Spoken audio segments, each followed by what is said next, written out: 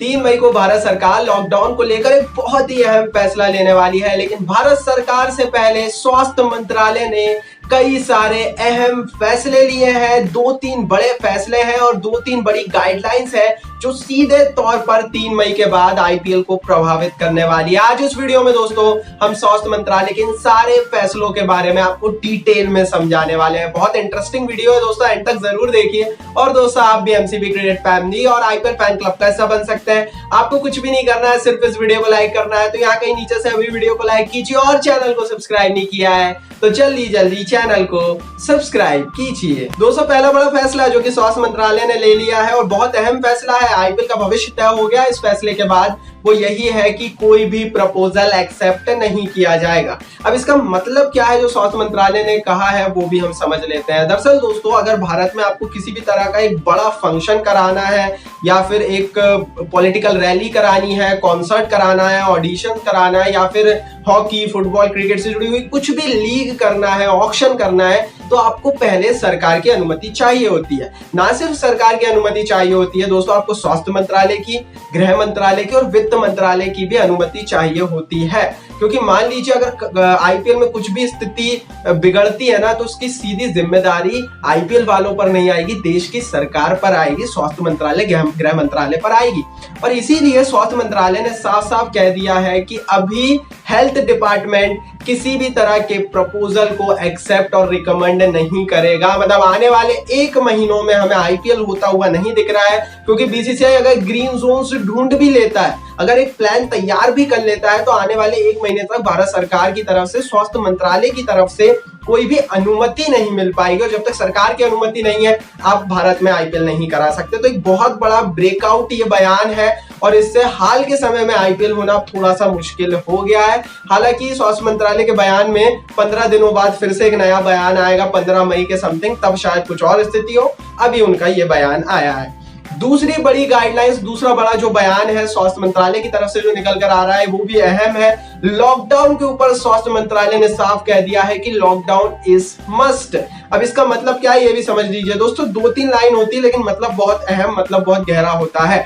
4 दिन पहले Singapore university की एक रिपोर्ट आई थी जिसमें ये कहा गया था कि भारत में लॉकडाउन बहुत सफल रहा है और अगर 1 महीने तक और आगे हम लॉकडाउन को कर लेते हैं तो 99% तक देश में कोरोना फ्रीनेस आ जाएगी, कोरोना खत्म हो जाएगा, सिर्फ कुछ जगहों पर बचने वाला है अगर 1 महीने तक लॉकडाउन और कंटिन्यू होता है। भारत सरकार का भी प्लान यही है कि 3 मई के बाद जो बहुत ही महत्वपूर्ण, बहुत ही रेड हॉट इलाके हैं जहां पर बहुत बिल्कुल हॉटस्पॉट बन गया है, वहां पर जो है कोरोना वायरस का जो लॉकडाउन चल रहा है वो रहेगा और बाकी इलाकों से चला जाएगा, ग्रीन जोन से लॉकडाउन को हटाया जाएगा और अगले 1 महीने तक ऐसा ही रहेगा। तो ऐसी स्थिति में जैसा कि पिछली खबर भी थी कि आईपीएल कराना थोड़ा सा मुश्किल होगा। हालांकि फिर मैं बोल रहा हूं कि आप रांची में करा सकते हैं, आप रायपुर में करा सकते हैं, ये सब ग्रीन जोन से, आप कटक में करा सकते हैं, धर्मशाला में करा सकते हैं, लेकिन एट द एंड भारत सरकार की अनुमति भी चाहिए होगी और लॉकडाउन पर अभी कोई ठोस फैसला 3 मई को भी लेना उचित अभी भारत सरकार नहीं समझेगी।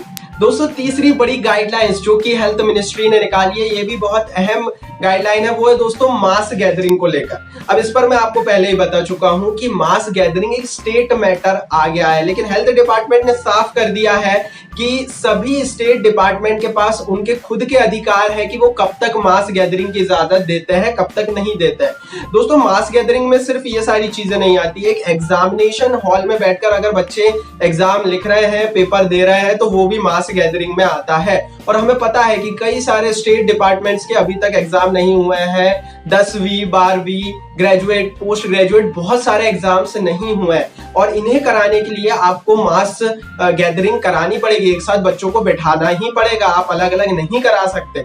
तो डेफिनेटली ये सारी चीजें भी इसके अंडर में आती है और इसीलिए स्वास्थ्य मंत्रालय ने स्टेट गवर्नमेंट से कहा है कि आप खुद फैसला लें कि कब कितनी मास गैदरिंग करानी है। ऐसी स्थिति में आईपीएल को फायदा है क्योंकि आप उन शहरों में आईपीएल फिर करा सकते हैं, आपको अनुमति मिल सकती है जहां पर कोरोना के मामले नहीं है, क्योंकि वहां पर आप मास गैदरिंग करा सकते हैं। तो ये एक अच्छी खबर है जो स्वास्थ्य मंत्रालय की तरफ से आई है, लेकिन फिर वही बात है कि आपको एट द एंड तो परमिशन स्वास्थ्य मंत्रालय की लेनी ही पड़ेगी, भारत सरकार की लेनी ही पड़ेगी। तो चौथी बड़ी जो गाइडलाइंस आई है स्वास्थ्य मंत्रालय की, ये विदेशी खिलाड़ियों से जुड़ी हुई है। स्वास्थ्य मंत्रालय ने साफ साफ कहा है कि विदेशों की तुलना में, यूरोपीय देशों की तुलना में भारत में स्थिति बहुत बेहतर है और भारत में उतनी खतरनाक गति से कोरोना अभी नहीं फैल रहा है थैंक्स टू लॉकडाउन। लेकिन इसका मतलब क्या है ये भी समझ लीजिए दोस्तों। इसका मतलब साफ है कि अगर किसी न किसी तरह से बीसीसीआई विदेशी खिलाड़ियों को लाने की अनुमति ले भी लेता है तो इंग्लैंड के खिलाड़ी नहीं आ पाएंगे, क्योंकि इंग्लैंड में स्थिति सही नहीं है। अगर इंग्लैंड के खिलाड़ियों को लाया जाता है तो उनका टेस्ट करना पड़ेगा आपको कोरोना से जुड़ा हुआ,